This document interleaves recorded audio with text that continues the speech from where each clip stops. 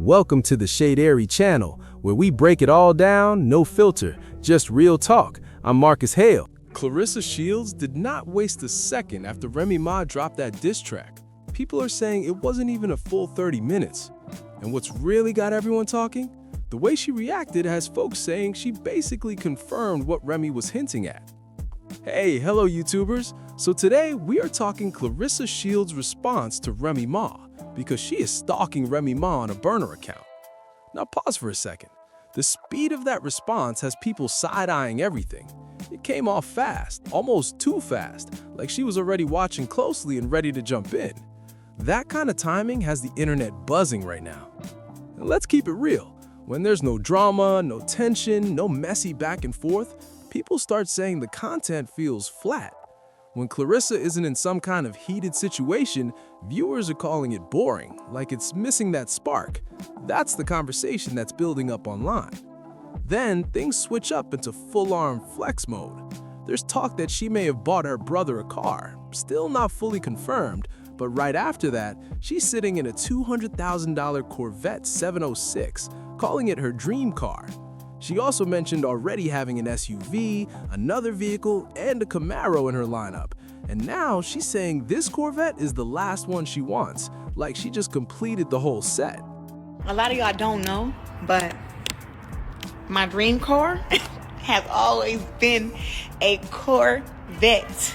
A Corvette Z06 has always been my dream car since I was a little kid. Yes, it's always been my dream car. And I done sat in the car, y'all. Look at this. Look at this. Y'all got to be crazy to be playing with me like this. Oh, Marcus Hale. Let's get into it. So now people are connecting all the dots, the quick response, the flashy posts, the energy, and trying to figure out what's really going on behind the scenes. Now hold on. I got a real question here. Are we actually buying it today, or is this another one of those just looking moments again? Because this feels real familiar, like that time in the Gucci store out in Los Angeles when there was all that hype over that $31,000 piece. Was it the alligator print or crocodile style? Either way, it was expensive for no reason. Let's be honest for a second. You can find something that looks just as clean at Coach or Michael Kors for a few hundred, like $300 or $400, and keep it moving. So why drop that kind of money just for a name? It's like people get caught up chasing labels instead of just looking good without going broke. Brands like Coach, Michael Kors, even Von Dutch and Nine West are right there and still hitting. But switching gears for a second, this next part really caught people off guard. Claressa, at 31 years old, is either teaching herself or just now getting someone to show her how to do makeup for the first time. Now think about that for a second. A lot of people are saying that's kind of late because for many, that curiosity usually starts way earlier. Even if it's just lip gloss or a little lipstick, people usually start experimenting around middle school, and by high school, it's already second nature. So seeing this happen now has people talking and asking questions. Right? By high school, for sure. Especially if you're trying to impress someone you like, you're at least trying something. Lip gloss, a little touch-up, something. So hearing that there was zero experience with makeup until 31 has people confused, like, wait, what are we really talking about here? And it gets even more interesting, because this isn't the first time something like this has come up. There was that interview where French Cruz said she had to show Claressa how to shave her underarms and teach her other basic things she didn't know at the time. So now people are connecting all of this and saying it paints a bigger picture, and it's got folks talking heavy. But let's get into the real reason everyone is here. If you haven't seen it yet, go check out the last video breaking down Remy Ma going all in on both Claressa Shields and Papoose, because that situation got messy fast. Now here's where it gets real interesting. Papoose, completely quiet. I just checked again, refreshed everything, and there's nothing there. No posts, no response, nothing at all. And people are noticing a pattern. Whenever things heat up and names start getting called out, he disappears, like he steps back and lets everything play out without saying a word. Meanwhile, Remy Ma drops that diss track and it's already pulling serious numbers, around 500,000 views and climbing, just like that. No heavy promo, no extra push, just straight attention off the drop. And then boom, out of nowhere, here comes Claressa Shields jumping in almost immediately. The timing alone has people raising eyebrows again. First thing she does, she posts a song, Glorilla's Stop Playing. Not everyone knows the track, but the message feels loud. Then right after that, there's a meme attached and it reads, "Throwing shade from the gutter has to be a crazy experience." Now that right there, people are already trying to decode who that was aimed at, because the timing doesn't feel random at all. Now here's the part that really has people looking sideways at the whole situation. Claressa Shields has been throwing shade for a while now. Little comments here, subtle shots there, and sometimes not even subtle at all. People are saying she's been coming at Remy this whole time, just in different ways. And that's where the issue comes in, because it seems like it's all good when Claressa is the one sending shots, dropping slick comments, or going off in messages and on live sessions. That energy has been consistent, but the second someone fires back directly, now it turns into a whole different story? Now it's playing victim? That's what people are calling out right now, and they're not letting it slide. So while all this is going on, she switches it up and posts something else, and this part caught attention too. It just so happens to be Lemmy Plummer's birthday, the head of Zeus Network, and suddenly Claressa is showing love promoting his track Baddies. Now people are noticing the timing again, because while that song is getting pushed, there are also comments saying that it's getting more attention than Claressa's own music, like Faithful and those other tracks she's been trying to get people to latch onto. And the response to that? It hasn't exactly been strong, if we're being real. Then she jumps on Instagram and posts a birthday message saying Happy B-Day, tagging Lemmy and adding all the celebration emojis, champagne glasses, balloons, gifts, all of that energy. And now people are watching closely, trying to figure out what this move really means in the middle of everything else going on. Because the timing, once again, it doesn't feel random at all. They don't like me because I spin me. What you rolling in today? Batmobile today. Now it continues with more energy, and this is where things get even more interesting.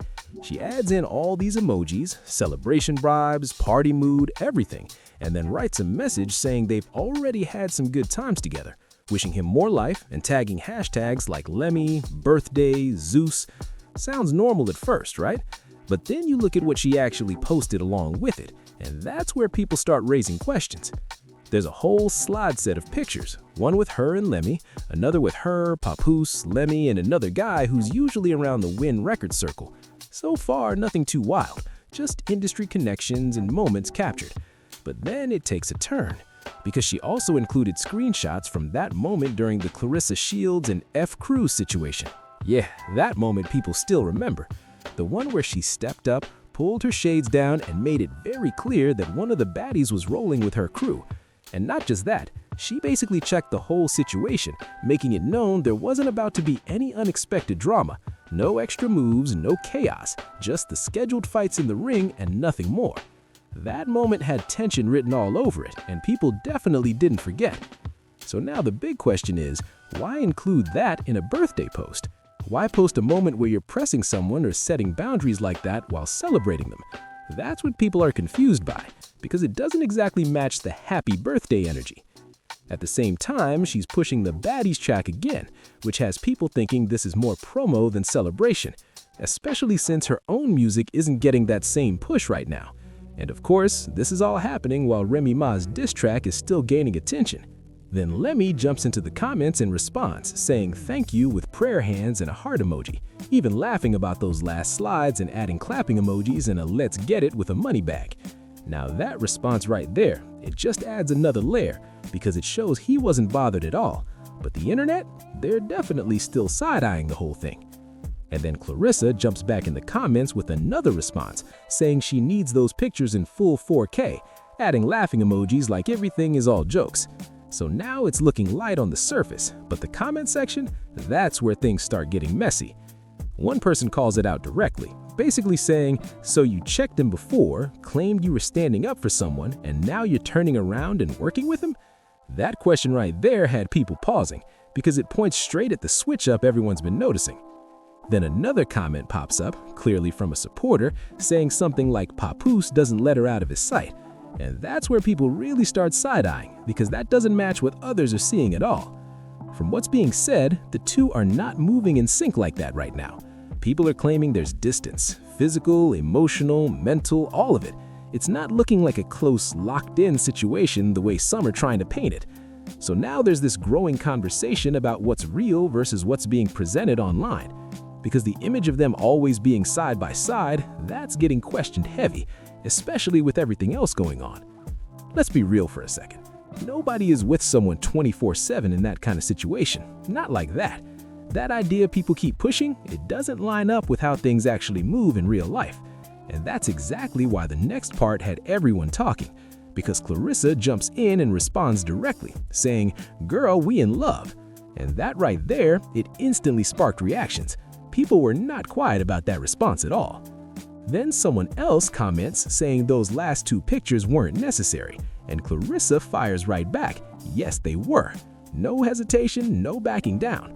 So now it's starting to look like those posts weren't random at all, but more like a message aimed at somebody specific. A lot of people are connecting that to Remy Ma's lyrics, reading between the lines and seeing it as a response without actually naming names. That's how the internet is breaking it down. But here's where things get even more confusing. Claressa has previously said she didn't even want to be associated with the baddies label because of the negative meaning behind it. She made it clear that wasn't her lane. So now people are asking, why suddenly jump in and promote anything tied to that world? Why go all out for Lemmy's birthday like this? It's coming off inconsistent, and people are definitely noticing. And another thing, folks are even questioning if others in that same circle made similar posts. Like, did Natalie Nunn post? Is this even something people usually do? Because from what people are saying, this kind of birthday shout-out isn't exactly standard unless there's a bigger reason behind it. Now it starts to look more strategic than casual, like this is about showing alignment, making connections visible, and letting people know there's something going on behind the scenes. Especially when you remember that interview where it was said negotiations for a possible show were on pause. There were talks about not agreeing on direction, storyline, and all the details that come with it. So now people are putting all of this together, and it's raising even more questions about what's really happening behind closed doors. But the timing says it all.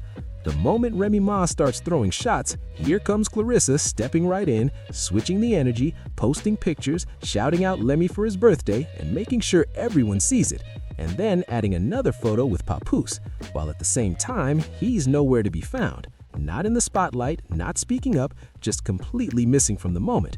And that's what really stands out, because this response wasn't random, it felt calculated. Like she heard that track, ran it back more than once, caught every line, and then came online with her own subtle shots through memes and posts. No direct response, but the message still loud enough for people to catch. Then on top of that, dedicating a whole birthday post in the middle of all this just adds another layer. People are looking at it like, what's really the focus here? Is it the response, the connections, or just staying in the spotlight at all times? Because right now, the conversation is leaning towards visibility, being seen, being linked, being part of the moment. That's what people are saying matters most in this situation. And if we're being real, some are even saying a stronger move might be locking into the right platform and building something solid instead of bouncing between moments like this. That's how it's looking right now, though. But that's just the breakdown. Let me know what you think in the comments. I want to hear your take on all of this. Don't forget to like, share, and subscribe for more real breakdowns like this. This is Marcus Hale, and you're watching Shade Eerie. I'll catch you in the next one.